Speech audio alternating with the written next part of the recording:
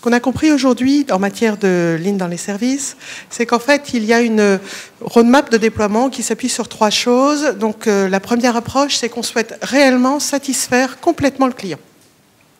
Alors que le client soit un client externe à l'entreprise, parce qu'on est une banque, une assurance, une entreprise qui fournit un service à un client, ou que le client soit un collaborateur interne à l'entreprise, parce qu'on est en train de faire ce qu'on appelle du lean office et qu'on travaille dans un département de paye, de RH, d'immobilier interne, etc. Vraiment, l'idée du lean, c'est de satisfaire complètement le client, en partant de l'idée que la première étape, c'est de restaurer le service. Quand on parle de restaurer le service, pour ceux d'entre vous qui ont l'habitude de faire du lean, lorsque l'on va regarder sur le Gemba la nature et la qualité du service proposé, on s'aperçoit tout de suite que les délais ne sont pas respectés. Je dirais que c'est un très grand classique en matière de lean.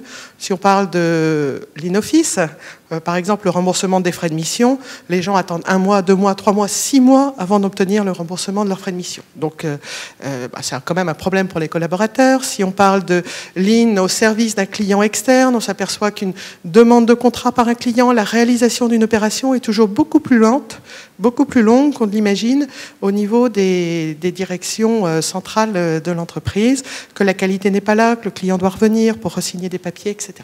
Donc la première chose, c'est vraiment restaurer la qualité de service, arriver à faire un service qui soit fiable. La deuxième étape que l'on a ensuite, c'est d'arriver à améliorer cette qualité de service, réduire les délais, être beaucoup plus fiable pour les clients. Et puis la troisième étape, qui est vraiment dans un cycle relativement long, qui va prendre plusieurs années, qu'on appelle viser la perfection, c'est arriver à offrir un service bluffant pour le client, qui va permettre ensuite à l'entreprise de développer son activité et d'obtenir de meilleures marges. Donc le premier aspect est vraiment très orienté client, ça c'est une certitude aujourd'hui en matière de lean dans les services, mais je pense que c'est déjà une certitude en matière de lean manufacturing par exemple.